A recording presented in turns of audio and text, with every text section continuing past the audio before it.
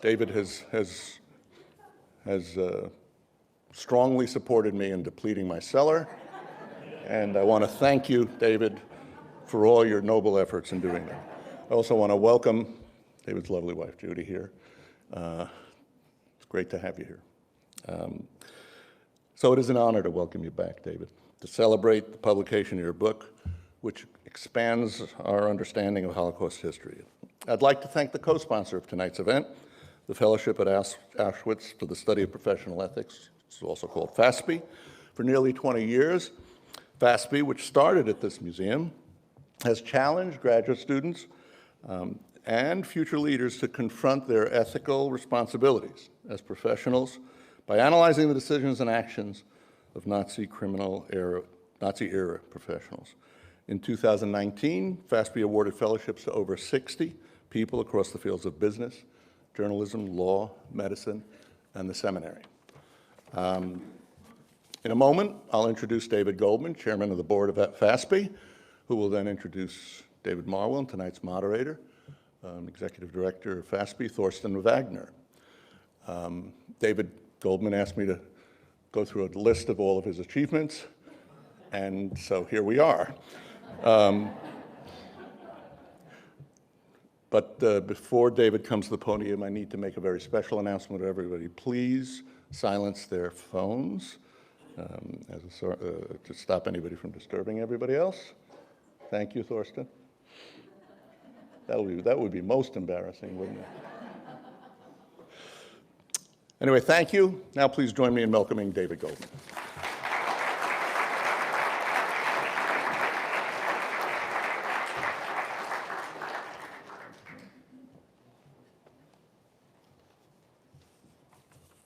Do you want me to read all of your achievements, Jack? Okay, we're done with that part of the entertainment. First of all, I'd like to welcome and thank David Gill for being here. David is the Consul General from Germany. David and the consulate in Germany has been a great friend to the museum and to FASPE. Thank you for being here tonight.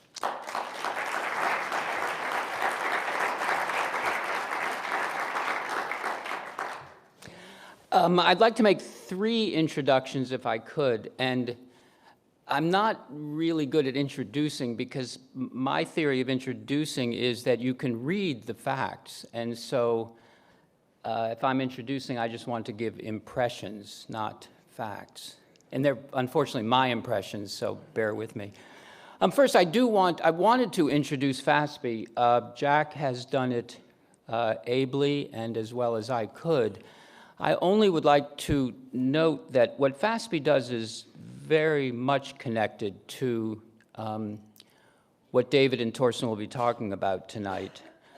We focus on the responsibility of professionals, but we begin by focusing on the actions of the professionals in Nazi Germany.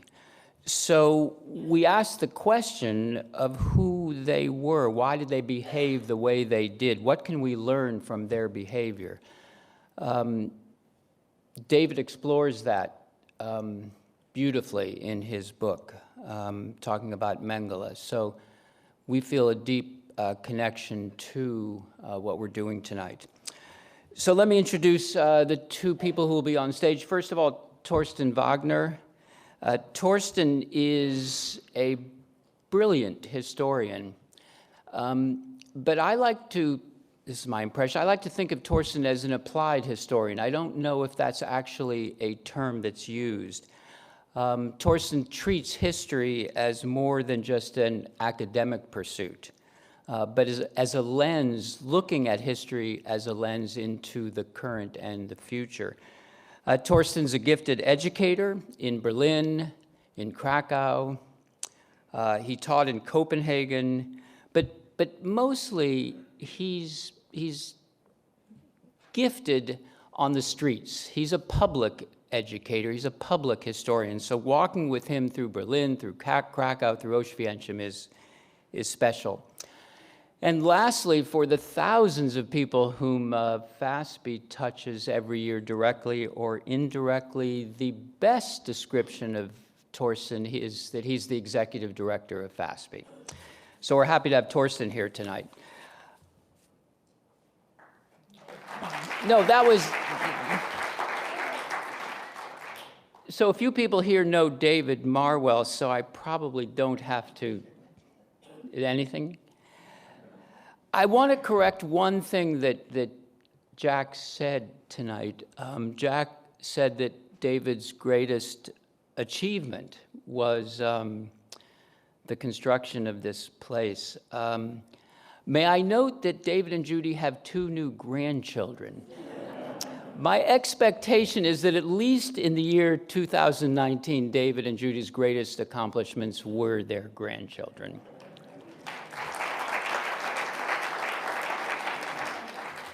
David is, as you know, all of you know David, but David has held literally 100 jobs.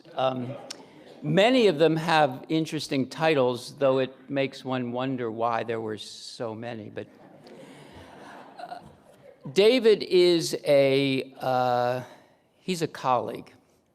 David is respected by all of us who work with him, and we are honored to work with him. He is a colleague.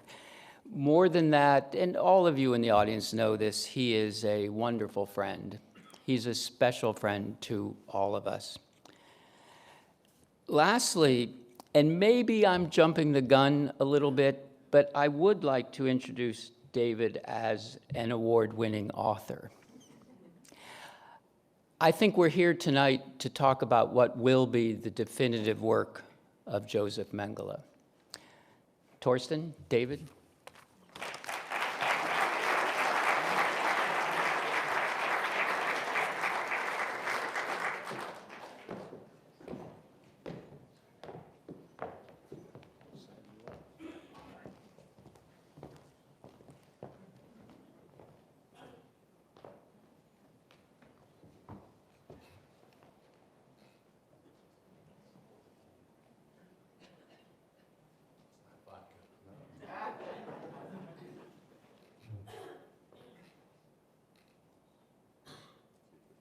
Is it on? Ooh, yes. Is this one on? Yes. Okay, great. Hello, everybody. Good evening. Thank you to Jack. Thank you to David for the warm welcome. And thank you for all of you coming out tonight and joining us here for this conversation, for this discussion tonight. And thank you, David, for allowing me to be the one who can ask you a few questions so that we get to know the book even better. You have asked just to get an opportunity to start with a few thoughts at the beginning of just being on the stage here. That'll give you a chance. Right. There. Thank you very much. Anyone who knows me knows that I like to be prepared, so I actually have written a few things down because I didn't want to forget anything. First, I want to thank Jack, my friend Jack, for his gracious introduction and for having this evening here at the museum, and thank David for his impressions and for his kind words and for helping to organize this evening, and to thank Torsten. I'm more than honored that he will be asking some questions tonight. I'm extremely pleased to be here in a place that is very familiar to me, but in a role that is absolutely new and a bit surreal. During my time at the museum, I must have introduced hundreds of programs from that podium and interviewed scores of authors, and I never imagined that I would be sitting here in the other chair, and it feels pretty good. I left the museum almost exactly 4 years ago and started this book the very next day. To be here on the day after its release closes a tidy circle for me. In this regard, I'm reminded of a book, a wonderful book that I read this summer, Lawrence Weschler's memoir/biography of Oliver Sacks, in which he describes how he had written a fan letter to Sacks in the early 1980s, describing the impact that Sacks's awakenings had on him. And he quotes from a letter that he received in return from Sacks. And Sacks wrote, "One always has the fear that one lives works, writes in a vacuum.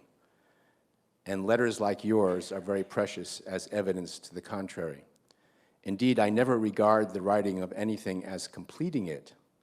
The circle of completion must be made by the reader in the individual responses of his heart and mind.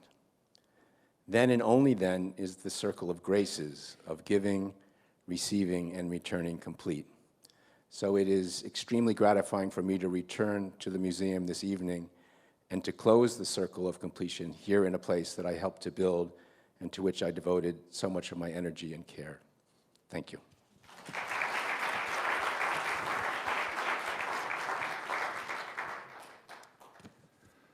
Thank you, David. Just in terms of the general framework, what we have planned is to have a conversation with each other here, perhaps for 45, 50 minutes, and then we'd like to open the floor for short questions, so that David gets a chance to explore further themes and issues that you would like to have clarified. And there will be one of the microphones that we have here will then be provided to you. It's obviously not completely coincidental that we're sitting here today and in this week, and this book in many ways fits into the moment. Not only that we're close to another day commemorating the liberation of Auschwitz, but even the 75th. And probably most of us have at least seen a photo in a newspaper or perhaps even some coverage of the ceremony marking the 75th liberation of Auschwitz a few days ago. And you will all remember how the Polish museum authorities had covered the whole area around the entrance gate to Auschwitz-Birkenau and the ramp in this kind of red-yellow somber light for the occasion. And what had become a stage in the most literal sense was the ramp, the gate and the ramp. And it made me think of to what degree that ramp symbolizes something. It does not only symbolize what we think of very often, if you think of what Mengele stands for, which is something we will discuss, and some of his murderous simple gestures, as far as we can tell. But for me, it also symbolizes that we're talking about a crime that is so massive and that has meant the murder of so many millions of European Jews, of other victim groups, that stretched over so much time, with so many people being complicit, with so few people who felt responsible afterwards, that so many societies and so many individuals have perhaps the urge to try to condense this crime into a place, a symbol, and perhaps even a person.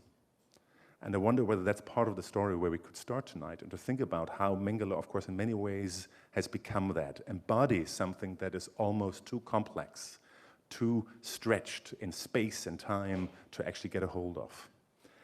You've dealt with this person for at least 7 years of your life in different ways, as you describe in the book. Now you've presented this riveting account, which I'm admiring extremely, what you have put on the table here, both of the life and the death of Mengele. For me, it's very much at the intersection of history of science, a perpetrator history of the Holocaust, and of course also in many ways of memory studies, how we remember this Holocaust. I would love if you could start telling us, how did you get to this project? How did you end up to the point of deciding to work on this project, to return to the topic of Mengele, and then do the research, present the book?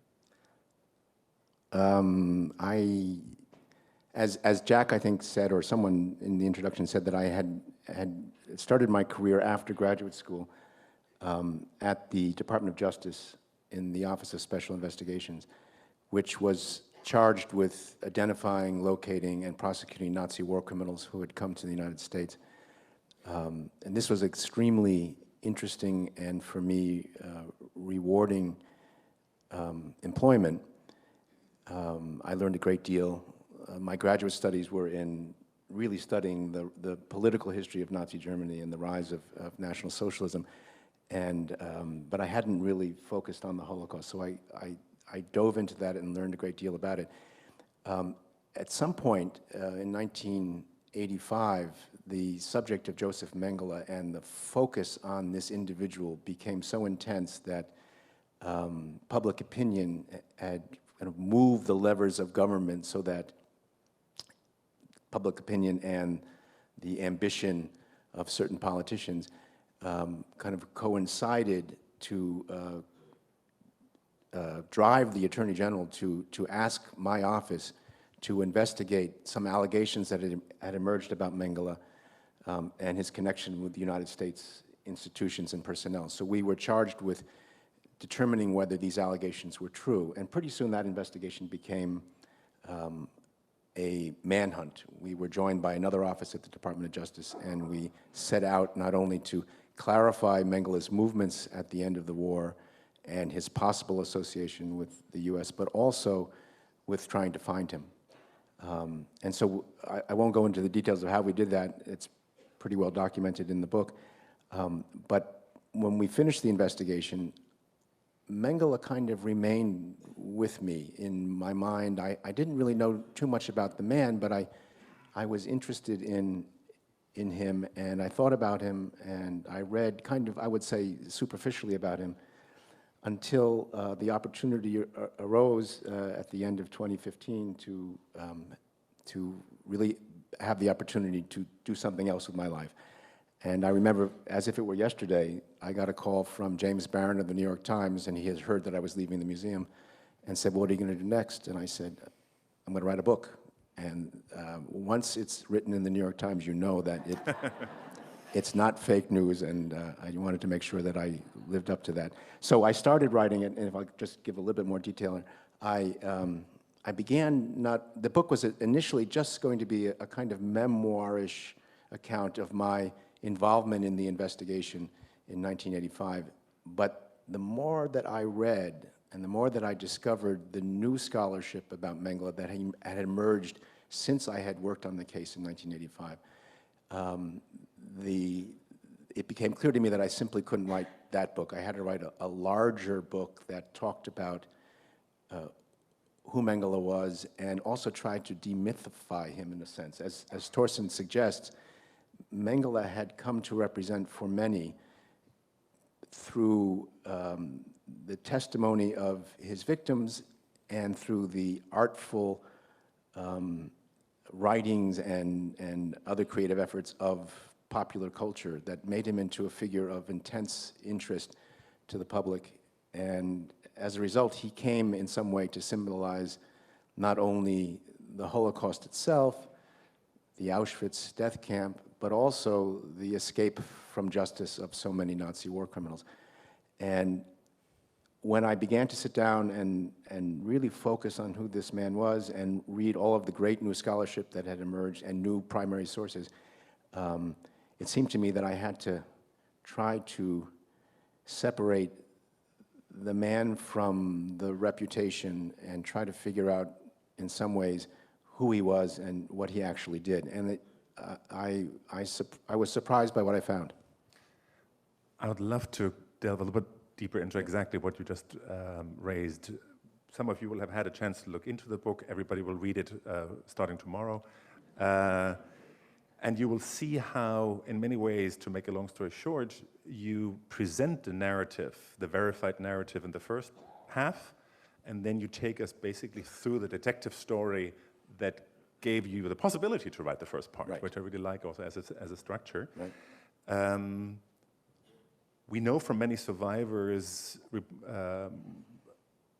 descriptions how there was this imposing, tall, blonde person embodying the supposed Aryan race. In other words, an image that we know is relatively far from the historical Mengele. He became already in the moment, and definitely in the afterlife of that moment, larger than life. Indeed. In many ways, which we just talked about already. And there's obviously this contrast between, as you explain in the book, the degree of what people actually knew about him and what we knew until now, and in the course of the research that has happened, and that symbolic significance in many ways. I wonder whether we could spend a few minutes on just diving into, or you giving us a peek into your workshop, the process of actually working through the sources. He's depicted always as the monster of malpractice, as the angel of death is a term that comes up relatively early.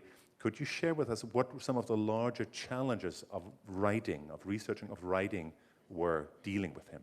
So the major challenge actually is that we know very little about what Mengele actually did at Auschwitz in terms of his science. There's very little documentary evidence of the experiments and the science that Mengele conducted in Auschwitz. There's a great deal of testimony about it, testimony from individuals who, when you think about it, and this is a difficult issue in a way because it's difficult to doubt what survivors testify about. But if you think about the position that the people who are making statements about what Mengele's goals of his research were, you realize that they were in no position to understand the goals. They knew what happened to them. They understood the impact of his actions on them, but they had no way of knowing what he was actually trying to do. And the picture that emerges from testimony and from, again, these images that emerge in popular culture is of a person who's gone way off the track, who's guided by pathology, by sadism, by some kind of grotesque interest in odd things. And the fact is that that's not the case. He was both the product and the promise of a system of scientific research that was esteemed and enshrined in Germany. And in some ways, if you think about it, that image of the vanguard, of someone who represented the best of what German science and German research produced, is a much more frightening picture than someone who was out on their own with blood dripping from their fangs and wantonly, making their way through hosts of innocent victims. So that's really what I confronted, and I was aided, I must say. I mean, I say there's not much evidence, documentary evidence, but there is a great deal of very serious work done mostly by German scholars in the last 20 years or so, historians of science, who have taken the very limited evidence that there is and have been able to reconstruct the, at least, I think, a pretty good theory of at least some of the activities that Mengele was involved in. It's as if there's an inverse proportion between what we know about him and what we believe and the immensity of what we believe he did. There are two small episodes that only are almost side remarks in the book, but that for me started to constitute a leitmotif almost in the book. One is where I believe Rolf, his son, if I remember correctly, apologizes to some friends and says, well, my father just has such a hard time just simply to be a human being. Right. You probably remember that yes. quote. And a little bit later in the book, there's the reference where, for details I'm not going to go into now, some hair has to be investigated. And the scholar who yes. investigates the hair says, in the first moment, well, this is probably not the hair of a human being. And I'm obviously bringing up these two quotes because I'd like to hear from you if it was, you already raised that a moment ago, was it an issue to, quote unquote, humanize well, yes. I mean, you imagine how difficult it is to even think about trying to present a picture of Mengele that makes him into a human being. It's so contrary to the popular imagination, and it also goes against much of what we have learned about him from people who either had some connection to him or fantasized that they had a connection with him. I say in the book, and it was picked up by a couple of reviewers, where what we know about Mengele is more trope than truth. and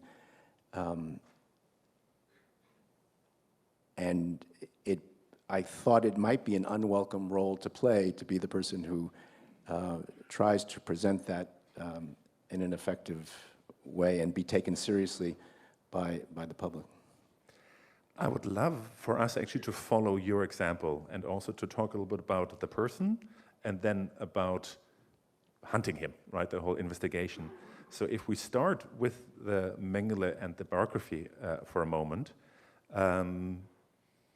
one way of course, summarizing, and I've heard you say that in other contexts, is, of course, that it's almost scarier to think of that Mengele symbolizes what human beings are capable of. I think that was the way you put it, which is a very powerful thought.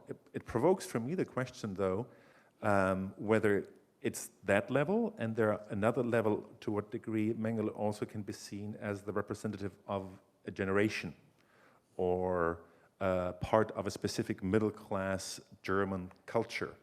Not necessarily that war youth concept, he's a little bit too young for that, but still part of a culture. And of course, he's also very much, and that's just what you referred to, a representative of medical professionals or a scholar of a certain time. And I wonder whether you, against those kinds of questions, could take us into a little bit what you could find out, and I know it's not unlimited, about his background and his way into medicine and science. So we don't know, I should say, stop for one moment, a note on sources, because when, and I have to jump forward just slightly to put this in context, when we found the body of Mengele, which we'll talk about probably later, in Brazil in 1985, we also found a number of notebooks and a stack of correspondence. And we found resources that were extremely helpful in our investigation to determine what his movements were after the war. And it turns out, I found a letter that he wrote to his son in 1972, I think. And he writes to his son and says, "I've just begun a project to tell the history of my life." So he talks about writing a kind of autobiography. And that would have been great if that's exactly what he did. But he goes further in the letter and says, "However, I decided that instead of making it an autobiography, I would write it as a novel." Kind of, the French have this term autofiction. It's an autobiography, but it's fictionalized. And why did he do this? He did it, he claims, because with the ability to use literary techniques and the power of literature, and also not to be bound by the literal facts of his life, he was able to define certain larger issues. And he could, for instance, displace his own motives onto other people, or he could collectivize things. He could have a more an easier way in making significant points about his own life. So that source is one of the important ones about his early life and about his studies. In the course of the investigation, I was able to take this fiction that he wrote and figure out who the real people were, what the real names were, and was able to interview some of these people. So it was not completely useless as a source, but it had to be treated very carefully. So that's one source. And then we have university records, and we have the recollections of some of his colleagues. So it's not a great deal of material, and you have to be kind of careful about drawing conclusions. But he grew up in a middle-class family. His parents, his father owned a factory that produced farm equipment. When Mengele was a boy, it was a rather small workshop. They made wagons and other things. It really got a boost during the First World War because it was had contracts with the German Army and Navy and produced munitions carriers and plummets for naval mines and other things, and became an important economic force in the town. So they lived in a big house. They were well respected. Mengele had two brothers. And Mengele also suffered from a childhood illness and was considered not to be robust enough to take over the family firm. So he and the middle brother really were able to choose their own professions. You would normally, as the oldest son, Mengele would have likely taken over the firm. The younger son was destined to take over the firm. So Mengele decided that he would go to university, got his Abitur, he went through the gymnasium system as a kind of middling student without much passion or interest in any particular subject. But by the time he gets to the university, he becomes absolutely engaged in the study of medicine and allied fields like genetics and anthropology. And he does very well. He has 2 or 3 Nobel Prize winners as his professors. He excels in the classroom. He studies not only in Munich, but also in Frankfurt and in Leipzig and in Vienna and in Bonn, and which was common for German students at the time to go to different universities. And he starts his first semester, the summer semester, in April of 1930. By the time he actually gets really involved in his medical studies, the Nazi Party has ascended to power in Germany. And this coincidence between his study of medicine and the emergence of of National Socialism as the ruling ideology and party in Germany is very important, because there's that kind of symbiotic role between his interest in this science and the role this science played as a supporter and as a partner, if you will, in Nazi politics. I think it was Himmler who said that National Socialism is applied biology, and in a sense that's how it was seen by the leaders of the Third Reich. And so Mengele's own interests coinciding with the elevation of the status of this science within Germany. And how does science get elevated in terms of status? Well, funding by research foundations and institutions, by curriculum development and things like that. So you have to see Mengele, in a way, as a product of both politics and his own passion for a subject that intrigued him intellectually. This wasn't something that he did because he thought it was a ticket to becoming prominent somewhere. It was a real interest, and you can tell in his autobiography when he writes about his studies, and of course he's writing 35 years later looking back, but there's a kind of residual passion and intensity about what he was learning and how it affected him. One thought still on these early years. There is one episode towards the end of the Weimar period, I believe, where you describe how Mengele and a friend observes a communist demonstration and reacts almost viscerally against it. So I wonder whether we also need to put Mengele into that broader context, because his family is fairly conservative and nobody is kind of gung-ho Nazi necessarily, whether both Mengele, his parents, their position in Günzburg, where he grows up, is unfortunately a very good example of that unholy alliance between traditional conservatives, the Völkisch movement that he identifies with, and the rising Nazi movement, and that he brings it together. Yes, I mean,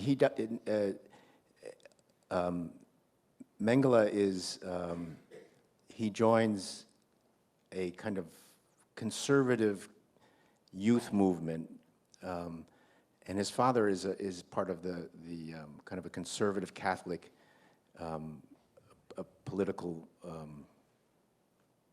movement. And the father is not a Nazi. He doesn't join. He joins the party, but later is mostly a kind of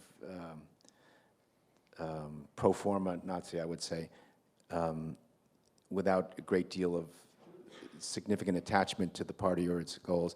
And Mengele himself, when he decides at the university that when he really makes a decision to become more political, and he claims in his autobiography that it's this, he sees a communist marcher on a hill in Bonn overlooking part of the city, and he sees a communist parade, and he decides that he has to now become engaged. He doesn't join the party. He joins the Stahlhelm, which later is brought into as a party echelon. But so he's not someone who, from his childhood on, is a committed anti-Semite, committed Nazi. He's much more connected with his family's kind of conservative values. His father's kind of flirtation with the Nazi Party early on is more a business decision than real commitment. But I think it's his. I say somewhere, or maybe it's something that got cut from the book. But if you're looking for where the tipping point where he becomes a passionate believer, it's really through his science and through his connection at the university. I think that's without question. That would have been my next question. So that's his access into the ideology and into these categories is. And it's a benefit to him, obviously. And this is a FASPE concept. Professionals want to advance their career, and of course, it wasn't bad for his career to be studying these particular sciences. Although he certainly brought to them a particular interest and passion that was beyond politics. So he's not an ideological fanatic. He is an ambitious student, scholar, and wants to promote his career in that field that he believes in. But at the same time, of course, also fully identifies with the new ideals and the new worldview that racial hygiene starts to symbolize? Yes, I mean, he completely buys into the notion of racial hygiene, which is the basic tenets of which are that a person's value comes from their racial identity, and that it's the job of the state to protect and to nourish the good races and to close off and eventually to kill off those races which pose a threat. And that's something that Mengele believed, and that was the basis of his science. I should say that in his studies, he takes a kind of pause from his medical studies and gets a PhD in anthropology from a real racist, but at the time considered very fine physical anthropologist named Theodor Molson, and he becomes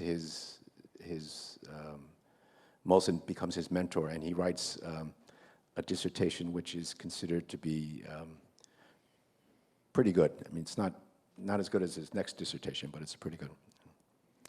So we have Mengele, part of that conservative right-wing alliance, family-wise. We have Mengele, the young scholar. We have a period where he ends up also being a soldier, a warrior. But eventually, of course, and I'm jumping now forward, we have Mengele, the camp doctor, the concentration camp doctor, who, when I get this right from your book, has these 2-3 different tasks. The one to protect these SS troops against epidemics, etc., being part of the selection process in all its different forms. That, of course, means murder for tens of thousands of people. And he fits in his spare time, the research. Right. My question there, what makes me curious is the small tidbits that you could pull out of the sources. What do they tell us about his self-perception and his understanding in these roles as a professional? Yeah, I wish I could give a more satisfying answer to this, but we don't really have. He doesn't talk about this period, believe it or not, in his autobiography. He doesn't talk about the period at Auschwitz. He refers to it kind of retrospectively when he talks about the Nuremberg trials, and there's some references to it, but he doesn't give you a narrative of what he did at Auschwitz. We know from other people that one of his colleague physicians, there were probably, I don't know the number. I mean, I once knew the number, but I can't remember. Let's say 20 to 30 physicians in similar positions as Mengele at Auschwitz. And as you say, his duties included kind of public health duties, the prevention of epidemics, which not because they threatened the camp population so much as they threatened the SS guards, so they wanted to make sure that they would quickly respond to any epidemics. His role on the ramp, which really is, although most people who talk about Mengele talk about his experiments, his sadistic experiments, as being his crime, but his major crime, and a crime that he completely admitted, was his duty on the ramp, the so-called ramp, which is where the trains would dislodge their passengers, and he would then, along with his colleagues, who did it on a rotating basis, would identify those incoming prisoners, which ones could be exploited for their labor first before being killed, or could be killed through their labor, and those who should be sent immediately to the gas chambers. And this is a horrendous, massive crime that he perpetrated on at least a weekly basis. We don't know whether it wasn't clearly every day, but, and I think I may have lost track of the question, but I get going, you know.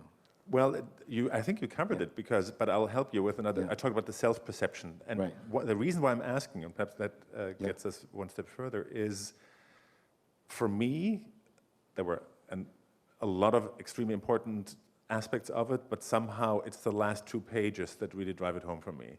When you describe the father-son relationship, which is interesting for all kinds of reasons, but then you describe how he ends up having obviously extremely awkward letter exchange, and then they even meet. The reason why if I can, the reason why I bring it up is because he ends up in a situation where I could easily imagine him trying to mitigate the perception of his son and win him, and he wants really to connect to him. So I can imagine all kinds of strategies, but what he chooses is still to say, well, but in the end, I had to follow orders, and I'm not a guy who just runs away and shirks away. I had to fulfill my duties. And in the end of the day, and that's for me perhaps the 3 most important sentences in your book, is, well, but when it is about the real traditional important values, there's no tolerance. When my Völkisch community is under threat, I'll defend it more or less at any cost. And that whole sentence, for me, and correct me here, well, it's for me as well, drives home that he even in 77, 8? 77. 77? End of 77. Still seems to see himself as the morally intact good person. Yes. So let me set the scene for that, so that the audience will understand the importance of that. Mengele had a son who was born in 1944, whom he saw a couple of times in his life. Once as an infant, once as a toddler, once as a 12-year-old, and from the son who believed that this man, when he was able to make conscious decisions and know things, he was told and thought that this man whom he had met was his uncle, and he thought his father had died in the war. The son grows up in West Germany. He's kind of a lefty, long hair, progressive in his politics, and after Eichmann is captured, the name Mengele becomes much more current, and he starts getting kidded in school, and his mother and stepfather decide to tell him who his real father is. And then his mother imposes on him a responsibility to engage in a correspondence with the father, which for the father who's in Argentina and then in Paraguay and then in Brazil, the father this is the father's lifeline in a sense, cut off from his family and his home and everything that was important to him. This connection with this son who doesn't really know him is very important. So, but from the son's point of view, it's an awkward correspondence, and it's kind of forced. He said it was like writing to a prisoner where you're doing him a service, but you're not really getting much out of it. And at some point in 1977, the father is now not in very good health. He's living in Brazil under an assumed name. The son decides that he can't continue what has become a kind of difficult correspondence with the father justifying himself with long kind of discursions into history, trying to explain himself. So the son decides he's going to go to Brazil and confront his father, and he plans it very well. We have a lot of sources on this. He decides how he's going to structure the questions, how he's going to lead up to the ultimate kind of confrontation. He swipes a passport from a friend of his who looks sort of like him. He goes down to Brazil. The father is warning him that you've got to make sure you take several taxis. Security is very important. He ends up meeting the father, and they have a couple of very intense sessions. And the son starts off carefully, and he says, you know, well, how can you say that Jews and other people whom you believe to be inferior, sometimes, and people who have disabilities, sometimes they're the most brilliant people. How can you justify your belief? And the father gives an answer, and the son is not convinced. And finally, the father kind of breaks out and says, well, you don't really believe everything that you've read about me. How could you believe that stuff? It was my duty. I'm not a shirker in any way. The people who arrived on the ramp, they were already dead when they got there. The decision was made by others. I was simply indicating who could live a bit longer. In that sense, I did a service. And the twins, I saved so many of them. And the son gets very upset with all this. And then they decide to have a kind of truce because it's not a productive conversation, and they just stop. But and the father gets very emotional. He begins to cry, and he can't believe that his son would believe those things of him. So then the son goes back to Germany, and the father writes the letter that Thorsten was describing, and it's an extraordinary document. He writes, now that I've seen you, I can die more easily. I feel that an important part of my life has been satisfied. And to the extent that I've done anything that has compromised your ability to live your life well, it gives me great pain. You say that we are alike in that we are stubborn and represent our points of view with great stubbornness, and that is true. And if that's the only thing that makes us alike, I guess it has to be the case. Unfortunately, you don't understand the accomplishments that I've had in my life, and you're unable to do so because of your upbringing and the political environment in which you grew up. But that's okay. And then he says, but I won't justify myself to you. I've already explained what I did to you in basic terms, and I have a limit, and that limit is when I perceive a threat to my family or to the Völkische Gemeinschaft, which is a real Nazi term, meaning when my racial community is threatened. So I say in the book that this is the same thing that he was thinking and saying in 1944 on the ramp at Auschwitz. So there's absolutely no kind of remorse or understanding of how the world had changed. David, it's thanks to you that we now know what happens in the weeks, months after Auschwitz is liberated. We know that he and other colleagues of his eventually end up in a situation similar to being American POW. I mean, POWs in American control, how he ends up being able to use the release document of another one to change his identity, goes underground, works hard manual labor for a while, etc., and eventually gets out. Right. And you describe in an exciting way in the book how after a couple of years of anxiety, already in the 50s, both he and his wife, and soon divorced wife, already dare again to be in touch and to file for a divorce, which seems to indicate that already in the 50s they feel so safe that they can do this, which seems to be an amazing and also sad mirror into the failures from many sides of the prosecution. In the 60s, you describe how particularly Israelis come very close to finding him. Right. But eventually, and this is where I'm taking us now, with your permission, the big year is 1985. And I want to share my reading experience here. For me, it was the perfect anticlimax. Yeah. I mean, I wonder whether that's one of the problems with the story. I mean, in a moment, I would love you to explain to us what that year meant and what had built up to that moment in May when you end up having West Germans, Israelis, and Americans meeting up in May of all dates and talk about this. But just to explain what I mean with anticlimax, so you have this build-up of the decision to hunt him in the course of the late winter and spring months. And then in early June, a body is exhumed. Right. Yeah, I tried to explain how this happened, what series of events or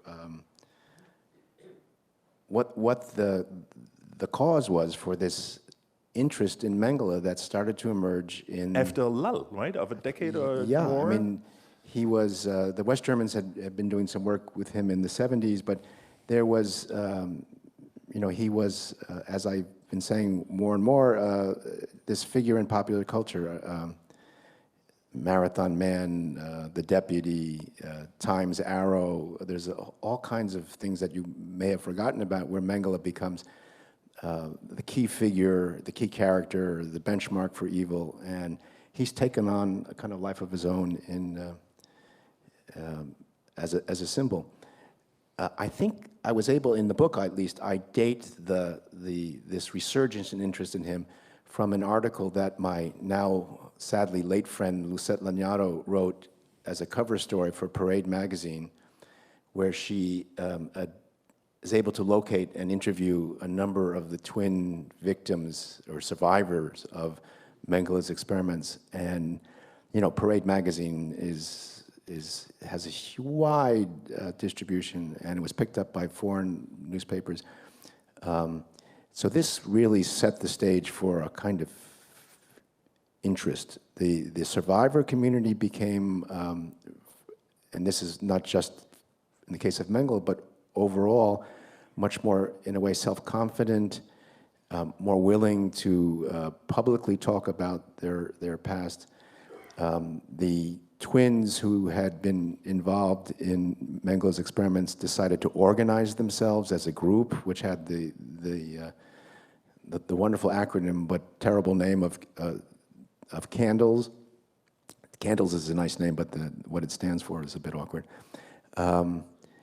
They make a very emotional trip to Auschwitz in January of 1985 for the 40th anniversary of the liberation of Auschwitz, so 35 years ago now. At Yad Vashem, there's an inquest or a trial where Mengele is placed is in the dock in absentia, and there's testimony from people who suffered under him.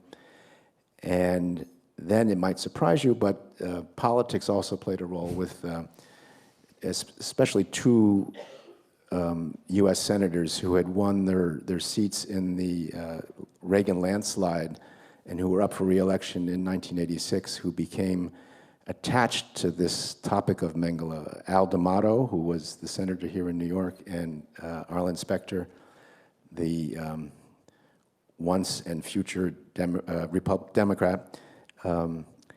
And they decided they were going to hold hearings in Congress, in the Judiciary Committee, the Juvenile Justice Subcommittee. Why the Juvenile Justice Subcommittee? Because Mengele's victims were children, some of them. And this all kind of mushed together. The Germans decided to offer an unprecedented reward for Mengele's capture, 1 million Deutschmarks, which was 50 times what it had been up to then, and the largest reward ever offered. And I detail in the book the kind of political decision about that reward and the dispute between the professionals and the politicians about whether it should be offered or not. And then the Israelis decided to move forward, and they created an interagency group led by the Mossad, but also members of the police and the Justice Ministry. So we all got together, we decided that we would join forces in this investigation. So we had the West German government, led by the prosecutor in Frankfurt who had jurisdiction over the case, and both the Landespolizei, the provincial police in Hessen, which is the land in which Frankfurt is located, and also the German FBI, the Bundeskriminalamt.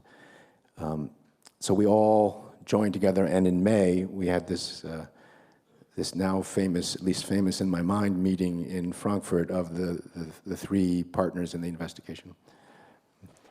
At which time the Germans announced that they were going to move the investigation forward by searching the home of someone in the Mengele family firm, believing that he might be a key to finding out where Mengele was. And that search took place at the very end of May, and which resulted in finding documents which suggested and later proved that Mengele had drowned in Sao Paulo several years earlier.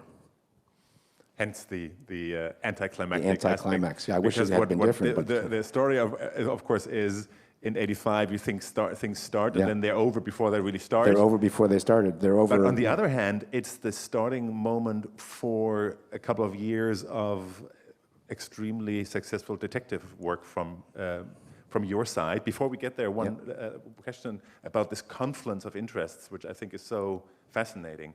I'm tempted to see this also as an outcome, of course, of what some people have called the rise of the Holocaust paradigm.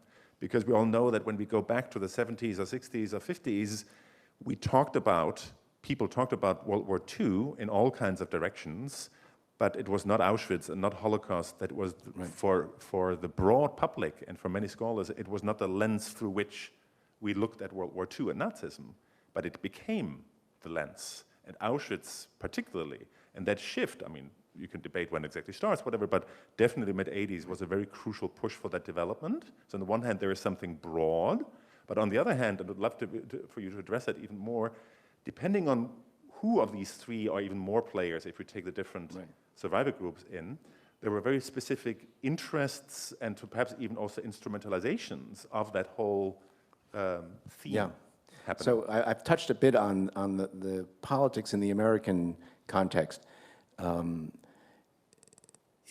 I described the hearings that Senators D'Amato and Specter held. They had three hearings in 1985, and these are. I don't want to question their motives because they were probably pure, but there certainly was a political element to what they were doing. This was a subject that would be attractive for their constituents, and they went forward big time. D'Amato made it a significant issue for him. His newsletters to his constituents, his speeches at dinners at Jewish fundraisers, and everything else. The Germans, of course, is complicated.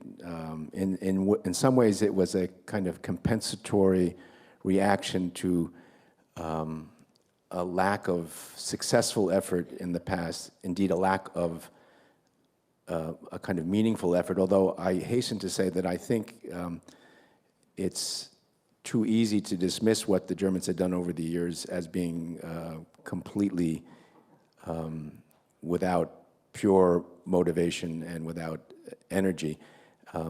It was a difficult task, although in retrospect it seems quite simple that they could have easily found out where Mengele was, but given a lot of factors, it was not easy, and certainly individuals on the German side who were involved were committed and energetic, but in toto, the effort was lackluster and ineffective, and given the kind of focus on this subject in early 1985, there was clearly a compensation and a devotion of resources to this effort when we got involved that was unusual.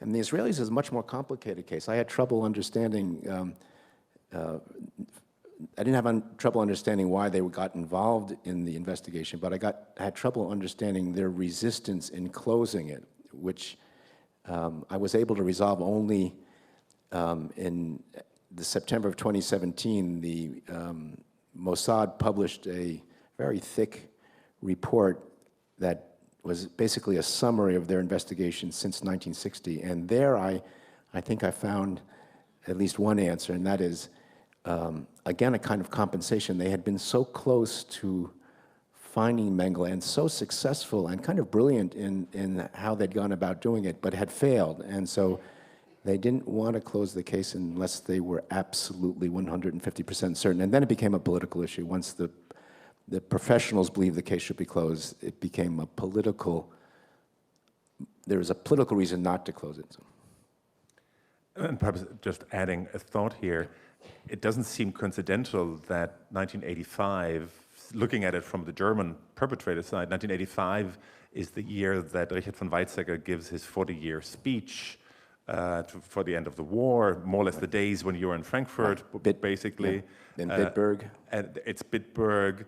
It's also the moment when you have the first half-legal digging action that ends up to the established topography of terror as a memorial site. Is also in May '85. So there are things happening in different social areas of German society as well, just as an aside at the same time.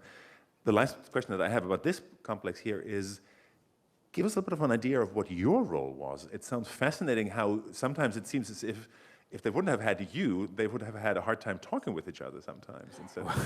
I do. There's an event that I describe in the book, which for me was the most dramatic thing in the world. It turns out it's not so dramatic in the context of the book, but it was the body's found in June of '85. The forensic teams make a determination that the body is Mengele's. However, in the opinion of many of us, the forensic scientists may have been right, but they were right for incomplete reasons. And we believe that we owed it to the survivors and to future generations to make sure we got this right, because we knew that when famous and infamous people die, there's always tremendous speculation about the manner and even in some cases the fact of their deaths. If you consider John F. Kennedy, who was shot in broad daylight before crowds of people, or Marilyn Monroe, or other people, you know that a great deal of mystery surrounds the deaths of individuals. So we believe that there was an added special responsibility to make sure that the determination that Mengele was in fact dead was done with greatest care. And so the Germans, given the fact that the Israelis were suspicious about whether the body was Mengele's, and the Germans were unwilling to make a decision if the Israelis weren't ready to make a decision, and I was able to convince my boss, along with my colleagues, to let us continue to work on the case. So in April of 1986, the three governments involved in the investigation went back to Brazil to look for additional evidence. There were two people from Israel, someone from the Mossad who had a fake name and said he was from the Prime Minister's office, and someone from the Justice Ministry, and then two police officers, two relatively high-level police officers, one from the Hessen State Police and one from the Federal Police. And I represented the US team, and the tension was pretty obvious to me between the Israeli team and the German team, partially because the Israelis were older men who had a different, they weren't police officers, they were lawyers and spooks, and the Germans were quite efficient and very skilled policemen, and here I was. So I'd have coffee with the Israelis and beer with the Germans, and was able to keep peace shalom bias in, and we in fact discovered what for me was the crucial evidence in closing the case. I have used up our time. I used up our time. And in a moment, we would like to take some questions from the audience, so you can slowly kind of think about what questions you would like to bring up. We have another 20, 30 minutes for that. And as you think about the questions that you'd like to ask, I will have one last one for you. Okay, good. And that it's something that historians are not supposed to do, and that's to ask counterfactual questions. What if Mengele would have been caught in the 70s? What is your imagination of a court case, and how would that court case have unfolded, and would we have been extremely frustrated, would have had a different impact? Well, you know, he was on the list of people of interest to the prosecutors in Frankfurt for the Frankfurt Auschwitz trial, which began in 1963, I think, between 63 and 65. Had he been, let's say he had sat in the dock at the Auschwitz trial, wow, I hadn't thought of that, but he certainly would have been convicted for his work on the ramp. Probably would have gotten a relatively modest sentence, I would think. You know, given German legal strictures. So the Nazi war criminals were tried under the German Criminal Code, which is not a terribly effective tool for people who were committed crimes within a state structure. So that if the state tells you to kill someone, and in German law, personal motivation is complicated, and if the state tells you, if you're carrying out a state program, are you really guilty of murder? And the courts in Germany found that, and it's very complicated, but that for the most part, people could only be accused of and tried for accessory to murder, and that really lowers the possible sanctions that could be applied to them. So. Take some questions? Time for like 15 minutes of questions. You could just raise your hand. And perhaps we can just keep the questions very brief so that more people can get a chance to ask a question. I was very surprised to learn from your work that Mengele was more scientist than ideologue. And I was wondering what your thoughts are, what the takeaway could be for our time, where a lot of people are hiding behind science and politics and economy when nationalism is raising its head again. Yeah, I wouldn't say that he was certainly an ideologue, there's no question about it. I mean, he believed in Nazi ideology, and that you get that not only from that final line in the letter to his son, but also from the testimony of colleagues, other physicians and other people in the SS at Auschwitz who looked to him as being a kind of someone who was a model of an ideologically engaged person there. What lessons can we learn today? Let me think about that for a minute. I'm not sure. I'm not sure I can give you a set. Yeah, well, you have a responsibility, clearly, and there are ethical implications for the work you do. But I was thinking about, I'm not sure. I can't give you a good answer at the moment. Sorry.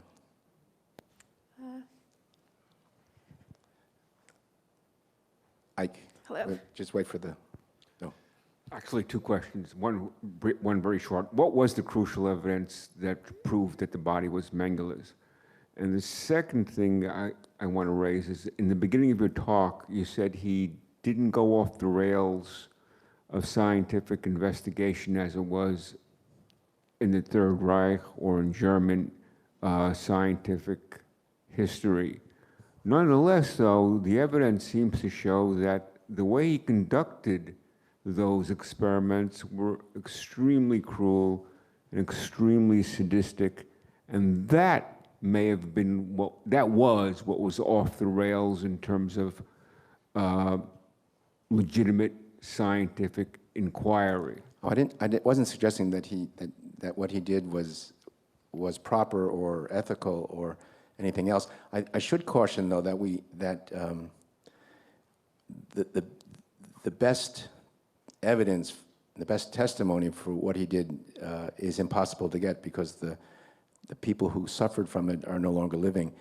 And you'll have to read the book, or give me about 20 minutes to explain, but we have a pretty good idea of what a lot of people were talking about in terms of the twins, in terms of what they experienced at Mengele's hands. And much of it was a kind of protocol to determine whether twins were identical or fraternal, which was a threshold question for twin research. And twin research was considered to be it was the gold standard for genetic research, funded by the Rockefeller Foundation. Clearly, what made it different in Auschwitz, among other things, was that the people who did not give their consent, and that was under German law for citizens required. So the evidence for Mengele's death in the end, and this is a bit of an irony, that the science that so captivated him developed to the point where he could be identified through his DNA. And the forensic use of DNA was just being developed. If you remember, back in the late 80s and early 90s, the FBI was developing protocols for DNA identification, and in Mengele's case, it was the development of this technique called PCR, polymerase chain reaction, which allowed one to find very small amounts of DNA and replicate it to the point where it could be measured and typed. And in the end, in 1992, a guy named Alec Jeffreys at Oxford University and his colleagues were able to extract enough DNA from Mengele's bones, which was also a first, and replicate it through PCR, and then compare it to the DNA from Mengele's wife and the mother of Mengele's son and the son. So, and that closed the case. I mean, the degree of certainty was 99.94%. Of course, there were some people who still questioned it, but I think for every reasonable person, that was the final piece of evidence. Who's got the mic? Okay. David, Torsten, thank you so much for this presentation, and also thank you for your work both with the museum and with FASPE, which is certainly something that's had a great impact on my life. From what little I understand of this, there was some crosstalk between US views on eugenics, eugenic laws in the US, the Nuremberg laws, and also aspects of Nazi ideology. Do we know anything more about Mengele's intellectual development as a physician? Was it, and as an anthropologist, was it influenced by a broader understanding or view of social Darwinism? Or was this something that was more, as it was put earlier, off the rails? You know, by the time that he started to study anthropology, physical anthropology in Germany really became racial science, and that was its emphasis, and his mentor Mollison was a proponent of that. In terms of his training as a physician, he never, you know, he got his medical license, and then he went on and did a dissertation in medicine, which was a prerequisite for an academic career. So he had both a PhD in anthropology and a PhD and MD. And there his dissertation was also on a study of the influence of genetics on cleft palate and cleft lip, and which became, in some ways, an undergirding for the sterilization laws, where people could be sterilized for having, because he found that this, in fact, was cleft lip was a condition that could be corrected surgically, and which, in the eyes of the Nazis, could hide cosmetically a racial flaw, so that it was important to determine whether there was a genetic basis for that and whether how you could identify it. And so that was clearly purely in concert with what had become a Nazi science. We have time for 2 more questions. Want to leave some time for book signing in the lobby following. Yes. Sorry, you'll have to pass this down. David, to what degree do we remember Mengele today because of the cinematic trope you mentioned, Boys from Brazil, Marathon Man, The Deputy, and how accurate is that depiction? Well, I think it's accurate in the sense that I mean, the facts are not accurate. I mean, the Marathon Man and Boys of Brazil and all of that are obviously pure fantasy, but it does capture, in some ways, and illustrates the power of Mengele's kind of symbolic role. My wife reminded me that the night before my doctoral orals at the university, my mentor advised me that I should really relax and go to the movies. He said when I was going to take my orals the night before, I saw Breakfast at Tiffany's. And I said, well, that's a great idea. So Judy and I went to see The Marathon Man, which I will remind you is about a history graduate student who's being tortured by the Mengele figure. So that maybe set me right on my career. One last question. Yes. Hi, I'm just wondering if he has any living descendants that are still around. You know, have they accepted him as a criminal, or are they willing to defend him and say what, you know, he didn't do anything? Sure. So I've already talked about his son, Rolf, whom I met in 1986, who was quite helpful, actually, in the investigation. He,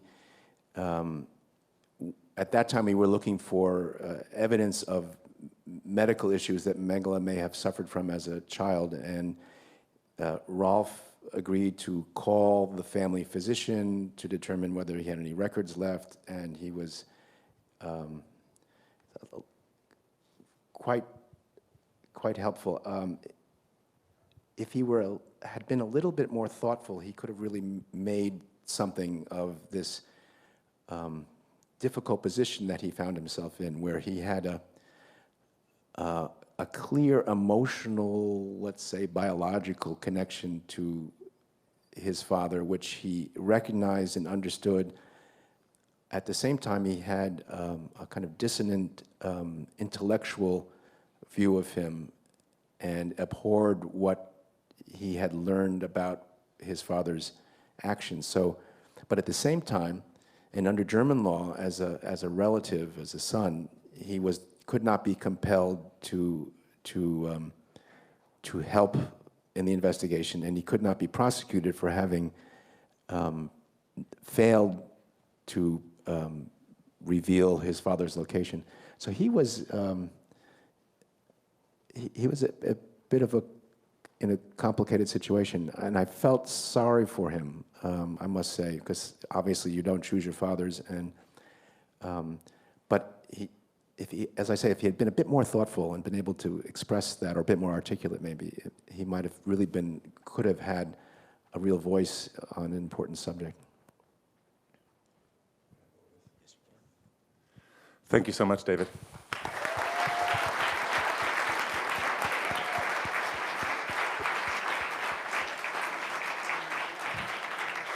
please allow me just to finish on a quick personal note.